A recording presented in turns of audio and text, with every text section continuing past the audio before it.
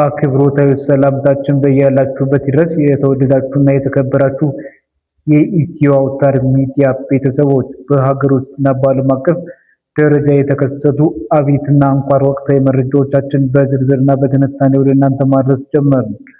ዛሬ በዕለተ ዝግጅታችን በርካታ አንጋፋና አንገብጋቢ ጉዳዮችን ይዘን ቀርበናል። በኢትዮጵያ መዋቅራዊ በሆነ መልኩ እየተፈጸመ ነው የተባለውን የንጹሃን ስቃይና የድሮን ጥቃት በአውሮፓ ፓርላማ መድረክ ላይ መነጋገሪያ ሆኗል። በአንጻሩ በአዲስ አበባና በቢሾፍቱ በከፍተኛ ባለስልጣናትና በጀነራሎች ደረጃ አዲስ የጦርነት ዝግጅትና የውስጥ ፕሮፓጋንዳ መመሪያዎች መውረዳቸው ተሰምቷል። በዓለም አቀፍ ዲፕሎማሲ በኩል ደግሞ ዶናልድ ትራምፕ በታላቁ የህዳሴ ግድብ ዙሪያ ከግብጽ ጎን በግልጽ መቆማቸውንና ጉዳዩን በድጋሚ እንደሚያነሱት አስታውቀዋል። በትግራይ በኩል ደግሞ መምህራን ያለ ደሞዝ ለከፋ ረሃብና ለሞት መዳረጋቸውን ማህበሩ በቁጭት ይፋ አድርጓል። በመጨረሻም የዓለም ምጣኔ ሀብት ያናገው የአሜሪካና የኢራን ፍጥጫ ወደ መጀመሪያ ደረጃ ስምምነት ማምራቱን ተሰምቷል።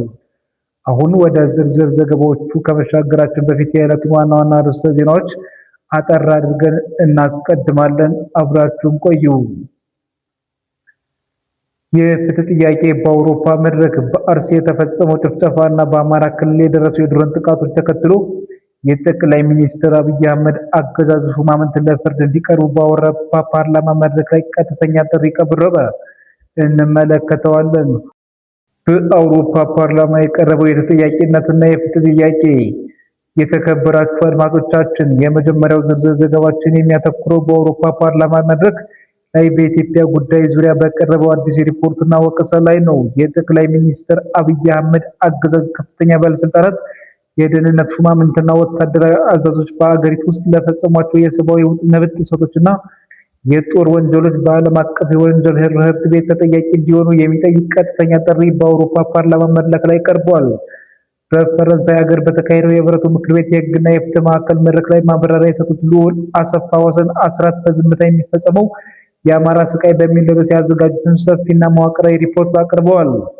በዚህም ሪፖርታቸው ላይ እንደተገለጸው በአሁኑ ወቅት ኢትዮጵያ ውስጥ የሚደርሱት ግድያዎች፣ እስራቶችና መፈናቀሎች በሙሉ በድንገት ወይም በዘፈቀደ የሚከሰቱ ሳይሆን በአዲስ አበባ ባለው መንግስት ቀጥተኛ ድጋፍ እቅድና ቅንጅት የሚፈጸሙ መዋቅራዊ ጥቃቶች ናቸው። ልዑል አሰፋ ወሰን በማብራሪያቸው ዛሬ በኢትዮጵያ የዜጎች ሞራል፣ ማህበራዊ ትስስርና የኖረ የህዝብ አንድነት እንዲሰበር ተደርጓል። ዜጎች በኢኮኖሚያዊ፣ በፖለቲካዊ፣ በመንፈሳዊ ጉዳዮቻቸው ሳይቀር የጥቃት ኢላማ ሆነው ሁለንተናዊ ቀውስ ላይ ይገኛሉ ብለዋል። እንዳለመታደል ሆኖ የዓለም አቀፍ ማህበረሰብ ለጉዳዩ ተገቢውን ትኩረት ባይሰጥም ንጹሃን ዜጎች በራሳቸው መንግስት የሚሸማቀቁበት፣ የሚታደኑበትና የሚፈሩበት አስከፊ ዘመን ላይ እንደርሳለን ሲሉ አስረድተዋል። በሪፖርቱ ላይ በዋናነት የተጠቀሰው ባለፉት ዓመታት በአማራ ክልል ላይ የተከፈተው መጠነ ሰፊ ጦርነትና የዘር ማጥፋት ዓላማ ያለው እንቅስቃሴ ነው። በዚህ መሰረት ሳቢያ ከ4600 በላይ ትምህርት ቤቶች ሙሉ በሙሉ መውደማቸው ወይም ከፍተኛ ጉዳት እንደደረሰባቸው ተገልጿል። በዚህ ምክንያት በአሁኑ ወቅት በአማራ ክልል ከሚገኙ ህጻናት መካከል ወደ ትምህርት ቤት መሄድ የሚቻሉት 21 በመቶዎቹ ብቻ መሆናቸውን ሪፖርቱ አጋልጧል። ይህ ማለት ትውልዱን ወደ ጨለማ የመክተት ስልታዊ አካሄድ መሆኑ የፓርላማው አባላት በድንጋጌ ተመልክተውታል።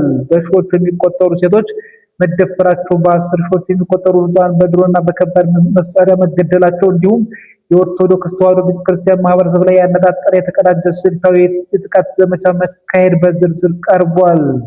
በቅርቡ በአርሲ የተፈጸመው ሃይማኖትን ማንነት ተኮር ጭፍጨፋ በአብነት ያነሱት ልዑል አሰፋ ወሰን የኢትዮጵያ ኦርቶዶክስ ተዋሕዶ ቤተክርስቲያን ፓትርያርክ አቡነ ማትያስ ያቀረቡትን የእንባና የፍትህ ጥሪ ለፓርላማው አባላት አሰምተዋል። በመሆኑም የዓለም አቀፍ የወንጀል ፍትህ አካላት እነዚህ ወንጀሎች የፈቀዱ፣ የመሩና ያመቻቹ ከፍተኛ የፖለቲካና የደህንነት ሹማምንት ለፍርድ ለማቅረብ የሚያስችሉ ማስረጃዎችን ስልታዊ በሆነ መንገድ እንዲመዘግቡና አስቸኳይ እርምጃ እንዲወስዱ ጥሪ በማቅረብ ማብራሪያዎችን አጠናቋል። በአዲስ አበባና በቢሾፍቱ የተደረጉ ስብሰባዎችና የሚስጥር መመሪያዎች። ወደ ሁለተኛው መረጃችን ስንሻገር በአዲስ አበባና በቢሾፍቱ ከተሞች ከጦርነት ዝግጅትና ከውስጥ ፕሮፓጋንዳ ስምሪት ጋር የተያያዙ ሁለት ከፍተኛ ሚስጥራዊ ስብሰባዎች መካሄዳቸውን የውስጥ ምንጮቻችን ዋቢ በማድረግ ያገኘነው መረጃ እናመለከታለን። በቢሾፍቱ ከተማ በጠቅላይ ሚኒስትር አብይ አህመድ ሰብሳቢነት የክልል ርዕሰ መስተዳድሮች፣ ከንቲባዎችና ከፍተኛ የብልጽግና ፓርቲ አመራሮች የተሳተፉበት ስብሰባ ተካሂዷል። ምንም እንኳን ይፋዊ የሚዲያ አጀንዳ የክረምት የችግኝ ተከላ መርሃ ግብር ማስጀመሪያና የቢሾፍቱ ኤርፖርት ግንባታ ሂደት ክትትል በሚል ቢሆንም ከጀርባው ግን ባለስልጣናቱ የተጠሩት አዲስ የጦርነት ስጋት መኖሩን ለመናገርና ጠላቶች ተነስተውብናል ተዘጋጁ የሚል ቀጥተኛ መመሪያ ለመስጠት እንደነበር ታውቋል። በዚህ ስብሰባ ላይ የፋኖ ኃይሎች፣ የኦሮሞ ነጻነት ጦር በመንግስት አጠራር ሸኔና ሌሎች የሀገር ውስጥ ኃይሎች ከህወሓትና ከጎረቤት ሀገራት ጋር እየፈጠሩት ያለው ትስስርና ጥምረት ለአገዛዙ ትልቅ አደጋ መሆኑ ተነስቷል።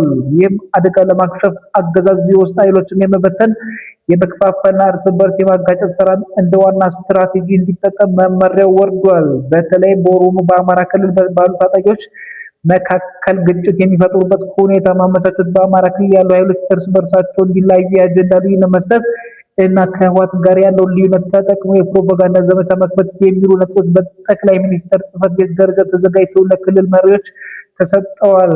ሱዳን፣ ኤርትራ የውስጥ ጠላቶች መደራጀት ማዕከል ሆነዋል የተባለ ሲሆን እያንዳንዱ ክልል ውስጥ የሰው ኃይል ዝግጅት እንዲያደርግ ታዟል። ከትግራይ ጋር በተያያዘ ደግሞ በክልሉ ሊቃን መካከል የተፈጠረው ልዩነትና የኢኮኖሚ ጫናውን በመጠቀም ህወሓትን የማዳከም ስራ እንዲቀጥል ተስማምተዋል። በተመሳሳይ ሰዓት በአዲስ አበባ ከተማ በፊልድ ማርሻል ብርሃኑ ጁላ የተመራው የወታደራዊ መመሪያ ኃላፊዎች ስብሰባ ተካሂዷል። በዚህም ስብሰባ ላይ የትግራይ ጉዳይ ዋነኛ አጀንዳ የነበረ ሲሆን ህወሓት የፕሪቶሪያውን ስምምነት በመቀየር አሁን ላይ ሁሉም የኢትዮጵያ ኃይሎች የሚሳተፉበት የሽግግር መንግስት ሲቋቋም የሚል ጥያቄ ማቅረቡ እንደ ትልቅ የጦርነት ስጋት ተገምግመዋል። አዲሱ የጦርነት ሊከፈት ይችላል የሚል ግምገማ በመውሰድም አዲሱ የጸጥታ ኮማንዶ ተቋቁሞ ሰራዊቱ በንቃት እንዲዘጋጅ ትዕዛዝ ተላልፏል። በቅርቡ ወደ መቀሌ ተጉዘው የነበሩት የቀድሞ የናይጄሪያ ፕሬዝዳንት አሊሳንጎ አባሳንጆ ያጋጠማቸውን እምቢተኝነት ህወሓት የሰላም መንገድ እንደማይፈልግ ማሳያ ነው ተብሏል። በመሆኑም ጠላትን ለይቶና ነጥሎ መምታት የሚል ወታደራዊ መመሪያ የወረደ ሲሆን ከፋና ስኪቲቫ ቲቪ ያሉ የመንግስት ልሳናት ህወሓትን ሉዓላዊነታቸውን ጥሷል፣ ስምምነቱን ንዷል የሚሉ ሰፋፊ የፕሮፓጋንዳ ትንታኔዎች እንዲያስተጋቡ ተደርጓል።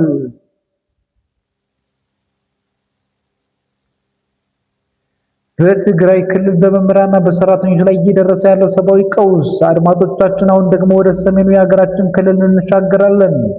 በትግራይ ክልል በሚገኙ መምህራን ላይ እየተፈጸመ ያለው ሰብአዊና ምጣኔያዊ ሀብታዊ ግፍ በታሪክ የሚያስወቅስ መሆኑ የትግራይ ክልል መምህራን ማህበር ይፋ አድርጓል።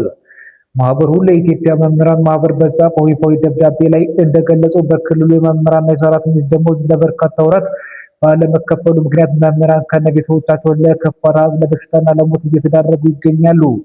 በርካቶችም ሀገር ጥለው ተሰደዋል። የመረጃ ምንጮቻችን እንዳረጋገጡት ባለፈው 6 ወራት ብቻ የ24 ሚሊዮን ብር የፌዴራል መንግስት የድጎማ በጀት ለትግራይ ክልል አልተለቀቀም። ከዚህም በተጨማሪ ክልሉ የሰበሰበው የውስጥ ግብር ገቢ እንዳይጠቀምበት ተከልክሏል። በዚህ ምክንያት ከ140 ሺህ በላይ የህዝብ ሰራተኞች ያለምንም ደመወዝ ወራትን ለማሳለፍ ተገደዋል። ከዚህም ባለፈ መላው ክልሉ ነዳጅ እንዳያገኝ መንግስታዊ ክልከላ ከተደረገበት ወራት ያለፈ ሲሆን በትግራይ ውስጥ ያለ አንድ ዜጋ ከባንክ ጥሬ ገንዘብ ማውጣት እንደ ትልቅ ተአምር የሚያየው ደረጃ ላይ ደርሷል። ይህ አይነቱ አካሄድ ህዝብን በዝምታ የሚያደንቅና የማዳከም ስልታዊ ስትራቴጂ አካል ነው ተብሎ ይተቻል።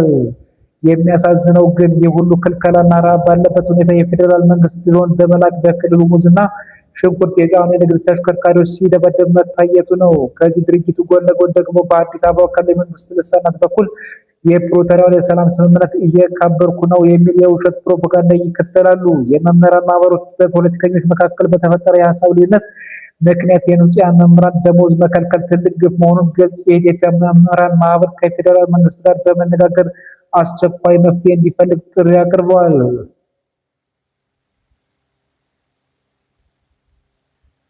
ወደ ዓለም አቀፍ ዜናዎቻችን ስናልፍ በመጨረሻም በዓለም አቀፍ መድረክ የተሰማውን አዎንታዊ ሊባል የሚችል መረጃ እናካፍላችኋለን።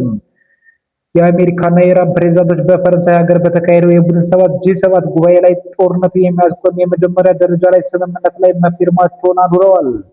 የተደረሰው ስምምነቱ ላለፉት ወራት ተዘጋጅቶ የነበረውን የዓለም የንግድ መስመር ያናጋውን የሆርሙዝ የባህር ወሽመጥ እንደገና ለመክፈት የ300 ቢሊዮን ዶላር የኢራን መልሶ ግንባታ ዕቅድን ለመተግበርና የአሜሪካን በኢራን ላይ የጣለችውን ሁሉንም አይነት ምጣኔ ሀብታዊ ማዕቀቦችን ለማንሳት የሚፈቅድ ነው። ነገር ግን ለጦርነቱ መነሻና ዋና ምክንያት የሆነውን የኢራን የኒውክሌር ቦምብ ፕሮግራም ጉዳይ ለአሁኑ ሳይፈታ የተላለፈ ሲሆን በሚቀጥሉ 60 ቀናት ውስጥ በጉዳዩ ላይ ጥልቅ ድርድር ለማድረግ ተቀጥሯል።